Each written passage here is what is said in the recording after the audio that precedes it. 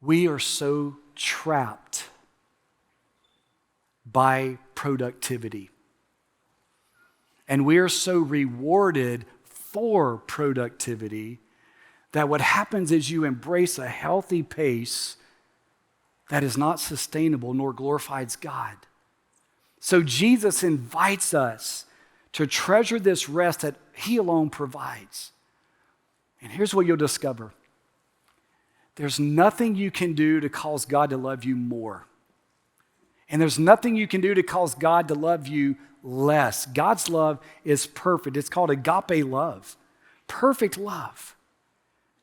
When I was pastoring in seminary, 1992, we were at a church that I pastored called First Baptist Folsom. It's not where Folsom Prison is. First Baptist Folsom, just north of New Orleans.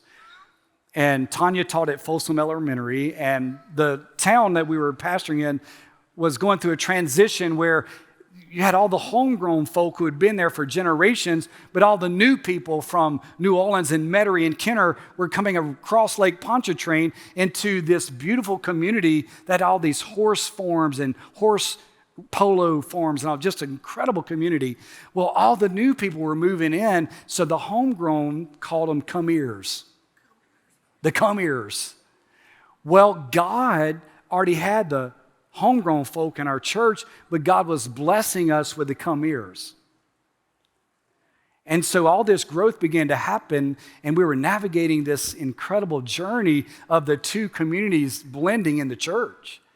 And so Tanya and I started a class together. It's called a pastor's class. It was going to be the one, I was going to lead it, and she was going to help and try to bridge this gap to unite these two cultures that were under one steeple. And the class began to grow, and then I was preaching Sunday morning, Sunday night, Wednesday night, so Tanya was like, you can have it, it's all yours, and she leaned in, and she's a master teacher, and she was teaching God's word and just seeing God unite these people groups, this diversity, and literally, and we have some friends here from my seminary church with us, and that class, just to give you a portrait of the diversity, from a dump truck driver to a college professor, loving each other, studying God's word together, serving together, being fully united under one steeple. And if you're not careful in life, you'll get so enamored by comparing your life to those on Instagram and their posted life, their highlight reel, and you look at your real life, you'll feel like you're not enough. And I just want to remind all of us here in the room and online that your value is not based on your performance, but on His pardon. Jesus has already established your value.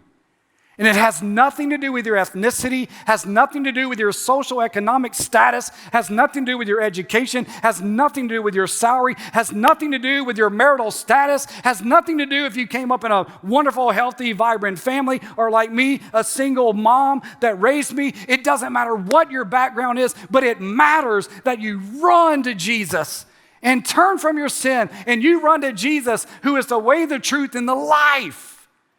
And my Bible says God made Him who knew no sin to become sin for us, so that in Him we might become the righteousness of God. But God demonstrated His own love for us in that while we were yet sinners, Christ died for us.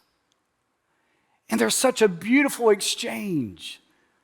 You place your faith alone in Jesus alone, by the grace of God alone, for salvation.